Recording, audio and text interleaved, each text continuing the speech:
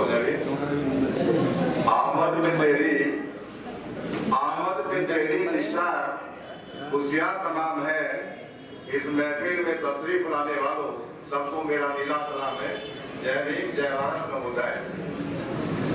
सर्वप्रथम महाकारुणिक का सुंदर संबोध और परम पूज्य बोधिसत्व बाबा साहेब डॉक्टर अम्बेडकर जी को कोटि कोटि नमन करते हुए आज की इस प्रबुद्ध महासभा में मैं सभी को सादर क्रांतिकारी जय भीम करता हूँ और साथ ही आदरणीय IR सिंह जी, उनकी टीम, उनकी संस्था को मैं साधुवाद देना चाहता हूँ कि वो इस प्रकार के कार्यक्रम ना केवल दिल्ली में बल्कि देश के कोने कोने में वो बौद्ध धर्म का प्रचार कर रहे हैं, फैला रहे हैं बड़ी बहादुरी के साथ और ईमानदारी के साथ।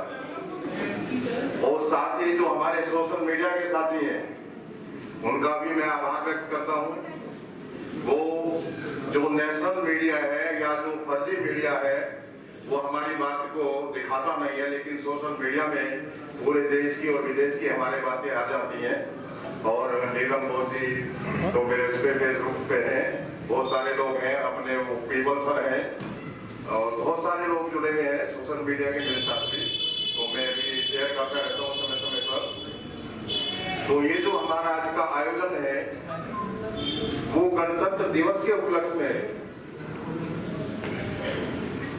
और गणतंत्र दिवस क्यों मनाते हमारे पूर्व वक्ताओं ने बता दिया। कांग्रेस की एक कल्चर थी, रावी के तट पर एक उन्होंने 1929 में कांग्रेस का एक अधिवेशन था और उन्होंने नेहरू जी ने वहां स्वतंत्रता दिवस मनाने की जो है उन्होंने किया, तो फिर वो लगातार मना रहे थे। तो बाद में क्योंकि कांग्रेस का बहुल था उन्होंने उसको 26 जनवरी को स्थापित कर दिया, जबकि 26 नवंबर 1949 को हमारा संविधान बन गया और कुछ धाराएं तुरंत प्रभाव से लागू हो गई और पूर्णतः संविधान 26 जनवरी 1950 को लागू हुआ। तो अभी जो कई बातें हैं जैसे समाजवादी पंथ निरपेक्ष, ये आर्टिकल हमारे संविधान की जो प्रियम्बल है उसमें नहीं थे, बाद में जोड़े गए। जो 42वां अमेंडमेंट कॉन्स्टिट्यूशन का हुआ 1975 में इंदिरा गांधी जी ने किया, 76 में, तो उसमें चीजें जोड़ी गई। और मुझे लगता है कि जो पंथ निरपेक्षता का जो कॉन्सेप्ट है वो बहुत ही वाइड है और इसकी हमेशा जो हमारी right to freedom, religious freedom, जो हमारा आर्टिकल 25 जो संविधान हमें धार्मिक आजादी की जो हमें आजादी देता है, और वो कहता है कि हर व्यक्ति को अपने अंतःकरण के, अपने अंदर की आवाज के आधार पर किसी भी देवी देवता महापुरुष को मानने का अधिकार है। ये चीजें जो है जबरदस्ती नहीं होगी, जानी चाहिए। लेकिन आज हम देख क्या रहे हैं, आपने क्या खाना है, आपने कहाँ जाना है, आपने किस देवी देवता की पूजा करनी है, ये कौन तय करेगा इस देश में? RSS तय करेगा। इस तरह की जो मानसिकता देश में बन रही है, तो ये सारी चीजें जो उल्टा पुल्टी जो है कॉन्स्टिट्यूशन के साथ जो धोखाधड़ी का काम जो इस देश में चल रहा है, तो उससे हमें सावधान, संविधान को बचाने के लिए सावधान रहने की जरूरत है। और भी बहुत सारे वक्ताओं ने अपने विचार रखे, नागपाल जी ने रखे, रंजन जी ने रखे, बहुजन समाज के कॉन्सेप्ट को उन्होंने रखा, संविधानवाद पे उन्होंने अपनी बात रखी है, तो अच्छा लगा। कई बातें होती हैं तो मैं ज्यादा बात कराऊंगा नहीं, बहुत सारे वक्ता हैं। मेरा संदेश ये है कि तू इधर उधर की बात मत कर, ये बता कि कारवा क्यों रुका। जो आज हम 70 साल में गाली दे रहे हैं दूसरों को कि हमारा आरक्षण छिन गया, हमारी एजुकेशन छिन गई, उसके लिए कौन जिम्मेदार है? हम जिम्मेदार हैं, क्यों हमने 2 नाव में यात्रा की है। हम 2 नाव में हमेशा सवार हैं, चाहे वो हमारा पारिवारिक मसला है, चाहे वो हमारा सामाजिक मसला है, चाहे वो हमारा पॉलिटिकल मसला है। हमने कोई भी रास्ता अख्तियार नहीं किया। बाबा साहब जाते जाते हमें बहुत धर्म दे गए। और अभी किसी ने कहा था कि तो हमारी एक तरीके से विरासत है, और उस विरासत विरासत को हमें संभाल के रखना है, अपने दिमाग में रखना है। जो हमारे बुजुर्गों की, पूर्वजों की जो विरासत होती है, वो हर आदमी अंतिम समय में संभाल के रखना चाहता है और उसे रखना चाहिए। वो सारी चीजें झूठी है, बेईमानी है और बुद्धिज्म से बड़ा कोई कॉन्सेप्ट नहीं है। आपकी इकोनॉमी भी सुधर जाएगी, आपका मानसिक लेवल भी सुधर जाएगा। जब तक हम भय और भ्रम में जिएंगे, जब तक हम भय और भ्रम में जिएंगे, हमें कोई रास्ता मिलने वाला नहीं है। और एक बुद्धिज्म का रास्ता है जो आपको एक जलेबी नुमा रास्ते से बाहर निकालता, सीधे सपाट रास्ता है बुद्धिज्म का। ना वहां कोई टेरर है, ना वहां कोई भय है, ना वहां कोई लालच है, ना वहां दबाव है, ना तनाव है। वो सारी चीजें जो है दूर होती है और हम उसको अपने जीवन में इम्प्लीमेंट हमने किया है। तो ये सारी चीजें हैं आज जो हमारे लिए जरूरी ये है कि हम जो एक रास्ते पर चलें। जो जिनका काम है वो कर नहीं रहे, बीएसआई बुद्धिज्म का काम नहीं कर रही। दिल्ली में कितना काम कर रही है बीएसआई बुद्धिज्म का? बीएसआई बुद्धिज्म का काम करते तो आईआरसी को जरूरत क्यों पड़ी थी बड़े मंच लगाने की, उनका हो जाने की? सबका सेंटर अपना काम नहीं कर रहा, वो अपनी दलाली करते घूम रहे लोग, वो पैसे इकट्ठे करते बने लोग। एट्रोसिटी आते तो बीमार हो जाते हैं किसी की। सर कहना पड़ेगा, बिल्कुल नहीं तो क्या नहीं मालूम। ये मेरी बात अंतिम नहीं है, ये मेरी बात फाइनल नहीं है, उसके लिए मैं क्षमा प्रार्थी हूँ।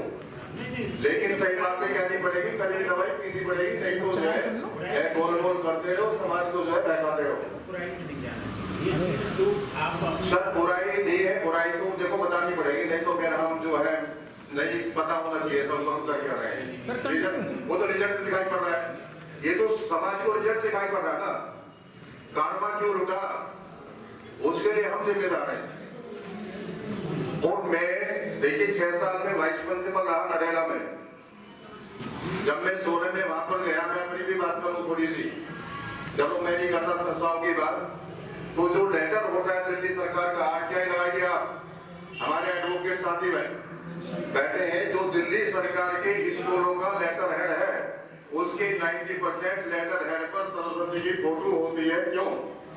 जबकि सेकुलर देश है, जबकि धर्मनिरपेक्ष देश है, तो सरकारी स्कूलों के लेटर हेड पर सरस्वती की फोटो क्यों है?